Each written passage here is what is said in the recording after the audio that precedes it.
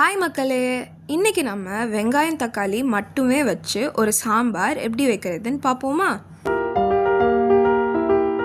ஒரு குக்கரில் 2 பச்சை மிளகா, 15 சின்ன வெங்காயம், 2 தக்காளி, 4 பல் பூண்டு, கொஞ்சமாக கொத்தமல்லி, அப்புறம் 1 ஸ்பூன் மஞ்சத்தூள், 2 ஸ்பூன் சாம்பார் தூள், தேவையான அளவு தண்ணி ஊற்றிட்டு கொஞ்சமாக உப்பு போட்டு நல்லா கலந்து விட்டுட்டு குக்கரை மூடிடணும். ஒரு 3 விசில் வந்தோடனே ஆஃப் பண்ணிவிட்டு அப்புறம் குக்கரில் உள்ள வெங்காயத்தையும் தக்காளியையும் நல்லா மசிச்சு விடணும்.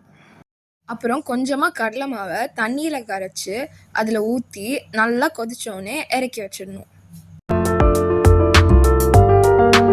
தாளிக்கிறதுக்கு கடாயில் கடுகு, சீரகம், பெருங்காயத்தூள், கருவேப்பிலை, அப்புறம் கொத்தமல்லி போட்டு தாளிச்சிட்டு சாம்பாரை கடாயில் ஊற்றிடணும்.